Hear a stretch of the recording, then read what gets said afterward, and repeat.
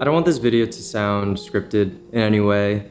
I really just want to use this time to reflect on some of the lessons that I've learned as someone creating on YouTube who doesn't have an audience.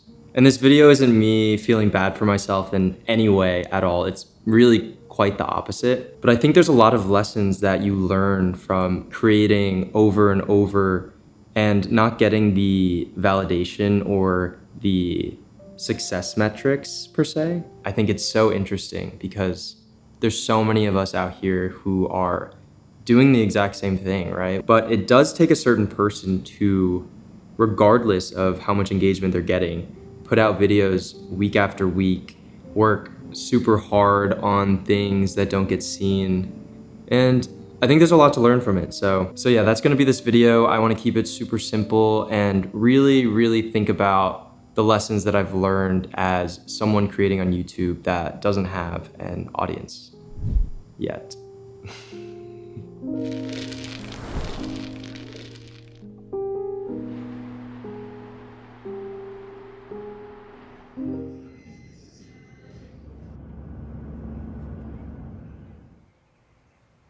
One of the first things that I think about is that you really have to love doing this.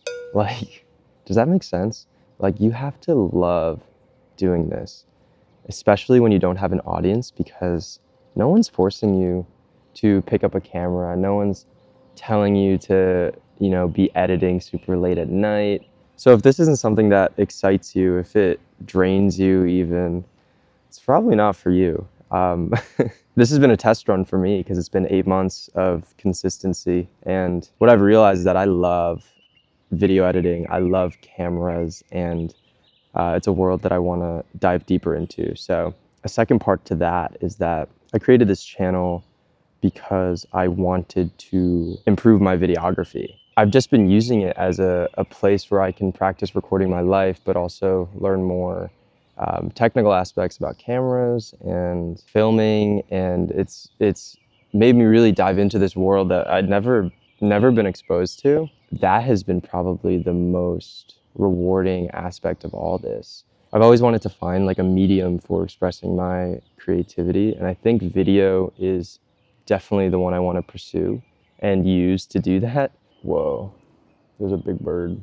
Tacking onto that, when I'm making these videos and posting them and not getting engagement, it's totally understandable because that's something that it takes a really long time to get and to build. But I just kind of have to remind myself why I'm doing it. And like I said, the two reasons is because documenting is so fun, making videos is so fun. And then also I'm using it as a stepping stool, as like a learning platform for videography, right? So yeah, lesson one is that if you're doing this weekly, you better love doing it, and you better record things that you love doing. I think the only chance you have at growing an audience is if people can tell that you're also passionate about the things that you're making, the things that you're talking about. So you better fucking love it.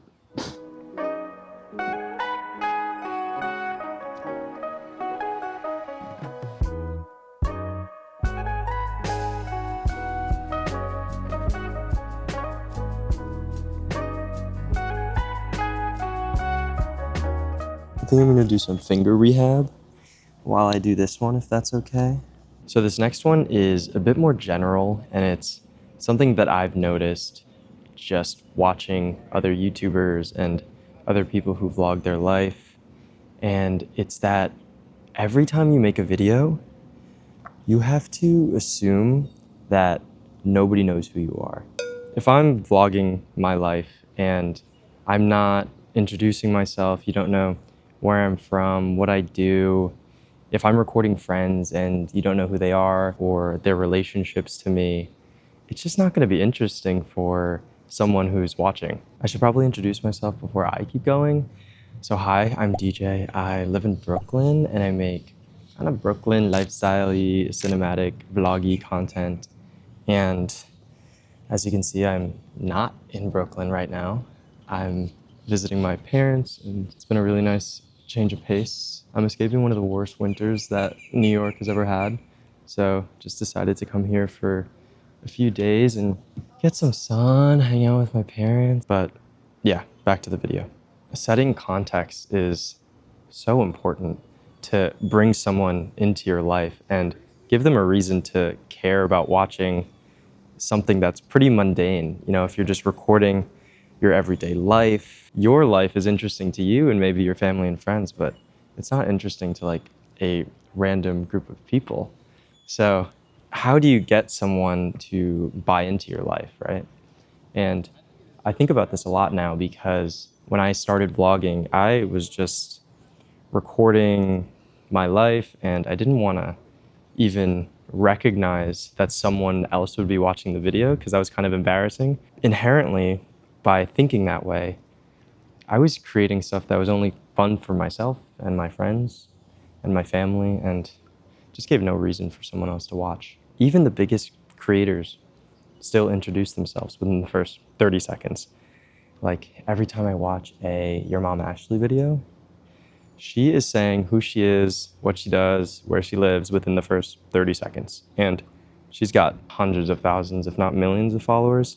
I don't know, I have no context for how many followers. I know a lot. I think it's important every time you make a video to assume that the person who's watching your video has never met you before. And how do you get them to buy into whatever it is you're selling? For me, I'm still figuring it out, actually. But that is a loud plane. The idea is to respect people's time, give them clarity and context and a reason for watching your videos.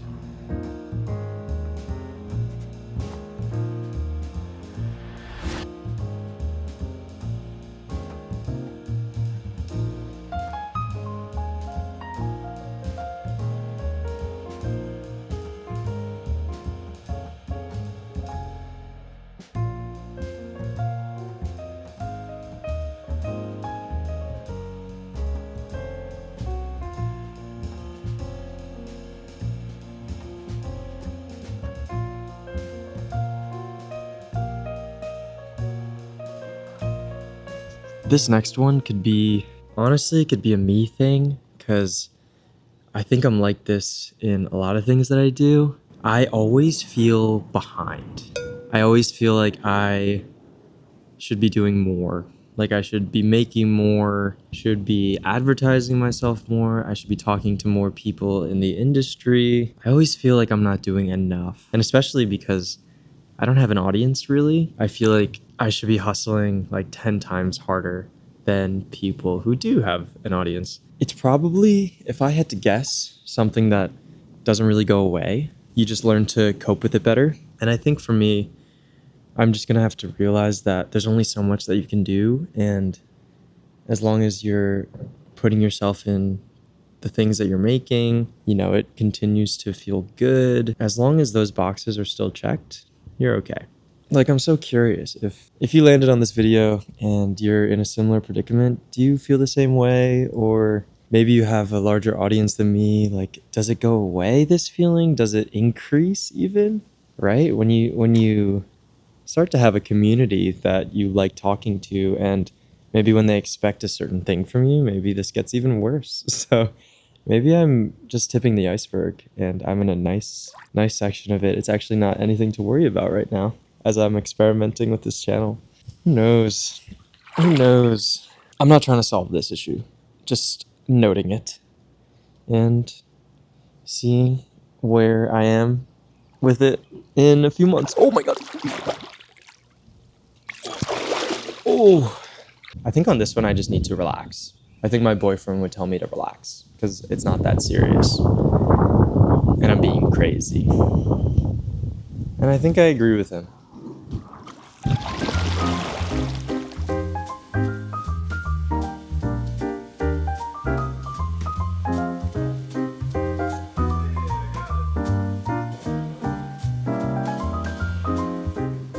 Look what I got.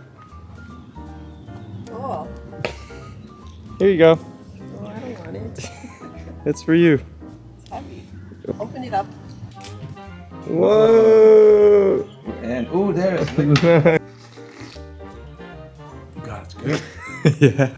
Cheers. good. Right? That's so good. Yeah. We will spill it.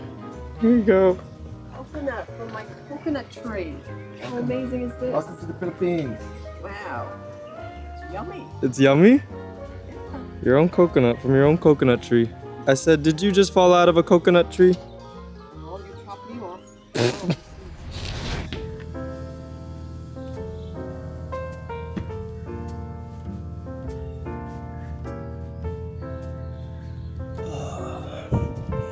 Oof, I literally just woke up. Just doing a little stretching and going for a walk this morning. So I thought I'd do another talk. Oh, I'm so stiff. So this next one is pretty obvious maybe, but something that you really have to learn just by doing. And for me, I've never really came from a creative background. By trade, I'm a data scientist and I've been in data for like 7 years. So something that I didn't really understand was that actually creating something sparks even more creativity. And you shouldn't feel like you should save your best ideas for when you have an audience or when you think you can execute it perfectly. Because the odds are the idea is good, but it's not that good. And it's not going to be the best thing you ever think of. So you should really just create the thing as best as you can. Get it out into the world. And what it's done for me is it kind of just frees me from the idea. It's out there, you can iterate on it. It frees your creative mind to then go do other things. You can feel really trapped when you have a ton of ideas and none of them have been executed on. So I found that very interesting, and I really like Greek mythology.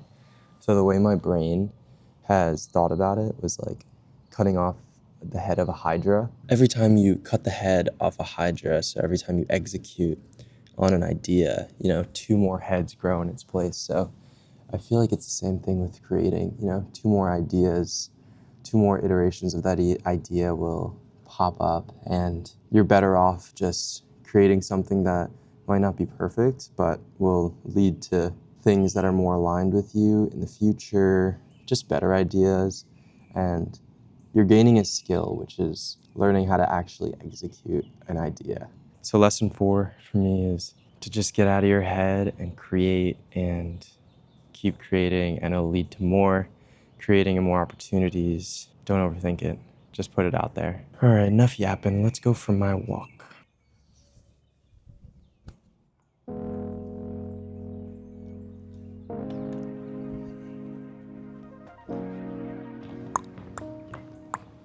Oh my God, wait, do I have my mic on?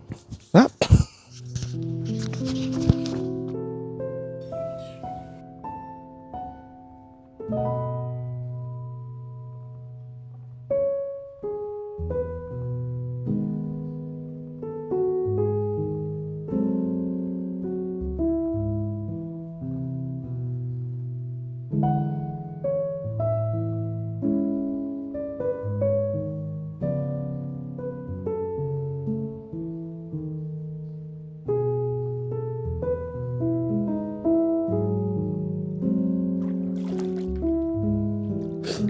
Oops. Spit all over the mic. So we've made it to my last reflection because I'm flying back home to Brooklyn in a few hours. This last reflection is the thing that I need to remind myself the most. If I'm shivering, it's not because I'm nervous. It's actually kind of cold. But what I need to remind myself a lot is that it's okay to work hard on things that don't get engagement. And obviously, and I think I'm just saying that to allow myself to feel proud or just content about the time and effort that I put into things that an audience doesn't see. It can be weird telling friends and family when they're like, oh, are you getting more subscribers? Are you getting more views? Those aren't the metrics that I really define what I'm doing by right now. That is what other people use to see progress. And so I can feel embarrassed sometimes being like, oh no, it's, just plugging away and being consistent and doing my thing. Or even when they find out how long I spend on things that look kind of easy or simple.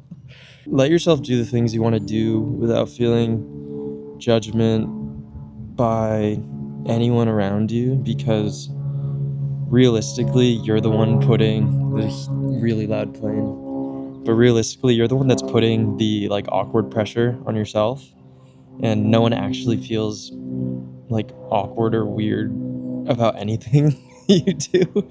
They're just curious and they want to ask questions. And yeah, I don't know if this last one makes sense, but it makes a lot of sense to me in my head. Don't feel embarrassed about working hard on things that don't get in front of an audience yet, because the only way it's gonna get in front of an audience is if you work hard and you keep doing it.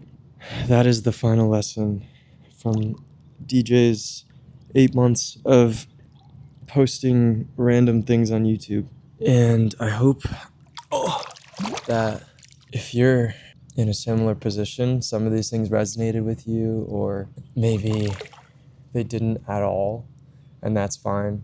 Or maybe you're one of my friends and you're just laughing at me, and that's fine too. Takeaways from this is that I love making videos. I could do this for the rest of my life. Maybe that's a overreach, but that's how I feel right now. It's like something I just don't want to stop learning about, both personally and professionally, and I'm not gonna stop. So I don't know if this is gonna be the end of the video, but I'll just say thanks for watching. And if you relate to anything, maybe tell me so that I don't feel crazy. But goodbye. See you soon.